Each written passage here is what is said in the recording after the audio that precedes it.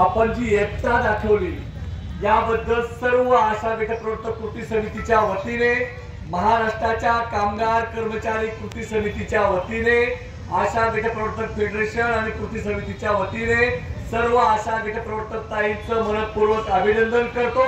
अशीच एकजूट कायम ठेवून आपल्याला पुढे जायचे बहिणींनो, हा विश्वास आपल्या समोर व्यक्त करतो।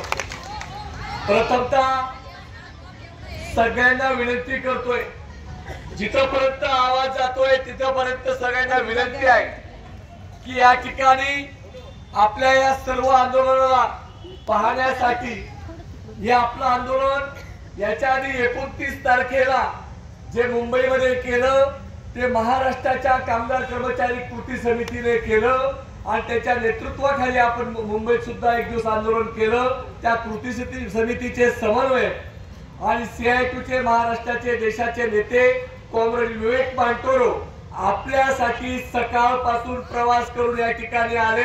त्यांचे जोरदार टाळ्या वाजवून आपण एक ठिकाणी स्वागत करू।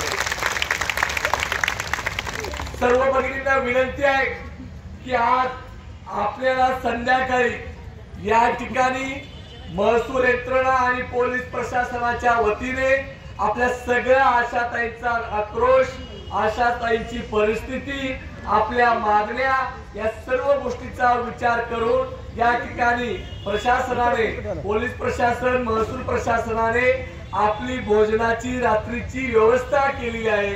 याबद्दल त्यांचे मनपूर्वक आपल्या सगळ्यांच्या वतीने आभार मानतो। या ठिकाणी आपल्याशी काही संवाद साधायचा आहे।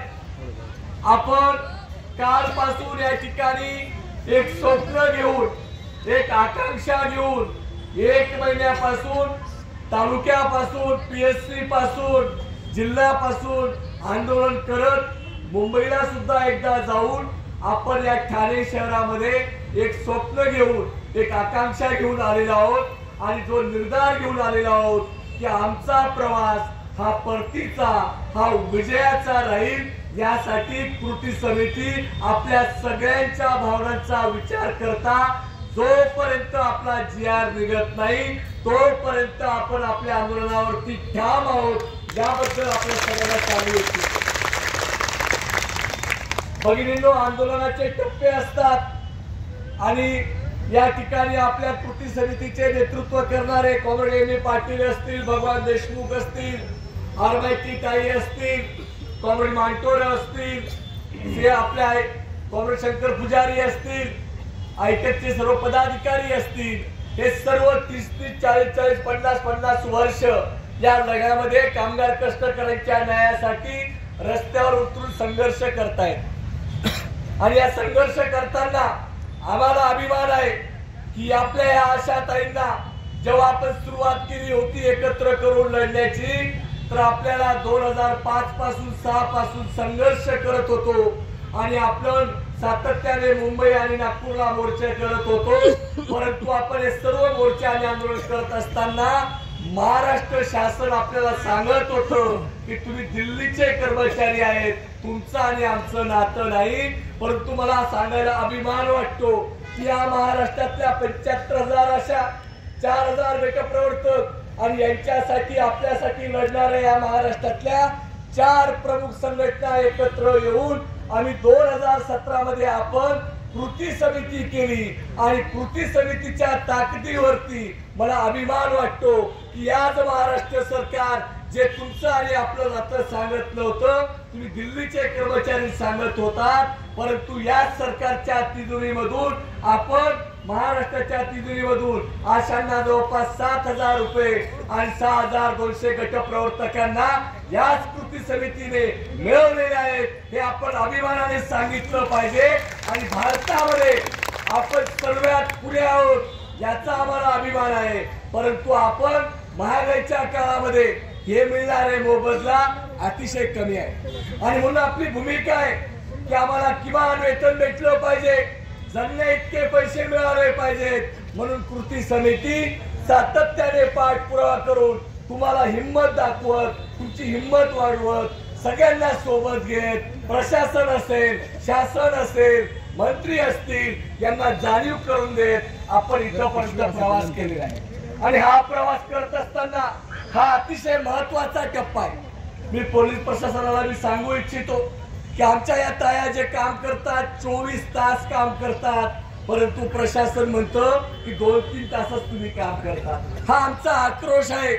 24 तास काम करून आम्हाला किमान वेतन मिळत नाही, याचं दुःख आणि याच्या वेदना आमच्या अशा गटप्रवर्तकांमध्ये आहेत। गटप्रवर्तक बीएससी आहेत, लॉ झालेले आहेत, परंतु सरकार कंत्राटी सुद्धा कर्मचाऱ्याचा दर्जा देत नाही। आमच्या भगिनी दुसऱ्याच्या डिलिव्हरीसाठी मदत करतात, तर स्वतःच्या डिलिव्हरीसाठी वाहनपणाची रजा आम्हाला मिळत नाही, आमचा पगार मानधन कापलं जातं। या वेदना या सर्व आशा आणि गटप्रवर्तकांच्या हे दुःख आहे आपलं। हेच दुःख सांगण्यासाठी आणि आपण एकच गोष्ट मांडायला इथं आलोय की तुम्ही मंत्री महोदय, महाराष्ट्राचे शासनाचे आरोग्य मंत्री असलेले, आपण महिनाभर संप करताना जे आम्हाला आश्वासन दिले, ते आश्वासनाला 3 महिने झाले आणि त्या आश्वासनाचा तुम्ही दिलेला शब्द पाळा आणि आमचा शासन निर्णय द्या। याच्या पलीकडे आम्ही काही मागत नाही। देणारे तुम्ही होते, तुम्ही जाहीर केलेला आहे ते आश्वासन पाळा, ही एकच मागणी घेऊन आपला हा संघर्ष 2 दिवसापासून इथे बसलेला आहे। महिन्यापासून आपण आंदोलन करत आहोत। भगिनींनो, काल जी चर्चा झाली, काही भगिनींपर्यंत आवाज गेलेला नाही, काही भगिनींपर्यंत गैरसमज काही झाले। आपल्याला मुख्यमंत्री भेटले, 20 मिनिटं चर्चा केली आणि या 20 मिनिटाच्या चर्चेनंतर त्यांनी आपल्याला सांगितलं की आम्हाला कमीत कमी 2 कॅबिनेट इतका वेळ द्या। आपण सांगितलं साहेब आम्ही तुम्हाला 1 महिना दिला तरी झालं नाही, हे लवकर व्हावं ही आमची माफक अपेक्षा आहे। वाढदिवसाच्या दिवशी जाहीर केलं तर आमच्या सर्व भगिनी अधिक आनंदाने घरी परततील। परंतु साहेबांनी सांगितलं प्रशासनाच्या काही बाबी असतात, त्या संदर्भातले माझ्या सहकाऱ्यांशी बोलावं लागेल, अनेक योजना कर्मचारी आहेत, त्यांचाही विचार आम्हाला करावा लागेल, थोडासा वेळ मला द्या, अशी भूमिका त्यांनी व्यक्त केली। आणि म्हणून रात्री आम्ही इथं आलो, सर्व कृती समितीचे नेते काल इथं आलो, डॉक्टर कराडांनी या ठिकाणी सगळ्यांना विचारलं आणि तुम्ही सांगितलं की आम्ही इथंच बसणार आहोत आणि आम्ही जिया घेतल्याशिवाय जाणार नाही, ही भूमिका काल तुम्ही इथं घेतली। या भूमिका घेतल्यावरती मला आनंद वाटतो की माझ्या सर्व आशा व्यक्तताई जे कृती समितीने सांगितलं त्याप्रमाणे तुम्ही स्वतःच्या अडचणी कोणाला एकही न सांगता इथं बसून आहात, याबद्दल पुन्हा एकदा तुमचं अभिनंदन करतो, तुम्हाला सर्वांना सलाम करतो। भगिनींनो, आपल्याला कल्पना आहे हे करत असताना 2 दिवस इथं आपण आहोत। या ठिकाणी आपल्याला हे आंदोलन मुख्यमंत्र्यांच्या वाढदिवसानिमित्त त्यांना साखळी घालण्यासाठी आलो। या ठिकाणी येत असताना आपण एक निर्धार करून आलो आणि हा निर्धार आपल्याला पुरा करायचा। पण पुरा करत असताना आपली सगळ्यांची जबाबदारी आहे की काही गोष्टी आंदोलनाचे वेगवेगळे टप्पे आपल्याला निश्चित करावे लागतात। आज मुख्यमंत्री महोदयांना आपल्या सर्व आंदोलनाची, आपण केलेल्या सर्व निवेदनाची त्यांना भूमिका घेऊन निर्णयाच्या अंतिम टप्प्याकडे नेण्यामध्ये जे इथं काल 15,000पेक्षा अधिक अशा गटप्रवर्तक आल्यात, तुमच्याच मुळे मुख्यमंत्री महोदयांनी आपल्याला अतिशय भूमिका व्यक्त करून त्यांच्याही अडचणी मांडल्या आणि आपलंही दुःख त्यांनी समजून घेतलेलं आहे। म्हणून आपल्या कृती समितीच्या घटकांमध्ये ज्या संघटना आहेत त्या संघटनेच्या मिटिंगा काल काही झाल्यात, काही चर्चा झाल्यात। आज आम्ही एकमेकांशी सर्व बोललो आणि कृती समिती म्हणून महाराष्ट्रामध्ये काम करणाऱ्या आशा गटप्रवर्तक कृती समितीच्या नेत्यांनी आम्ही जो विचार केला की आपल्याला सगळ्यांची जी भूमिका आहे, तुमचं जे स्वप्न आहे ते स्वप्न आमचं सुद्धा आहे आणि आपण सर्व मिळून 4 महिन्यापासून संघर्ष करतोय। म्हणून आपण या ठिकाणी आज सर्व जे प्रशासन आपल्या सर्व संघटनांच्या मीटिंग मध्ये एकमताने कृती समितीने ठरवलेलं आहे की सुरू झालेलं आंदोलन GR घेतल्याशिवाय थांबणार नाही। हा पहिला ठराव आपण केला, हा पहिला ठराव आपण केलेला आहे।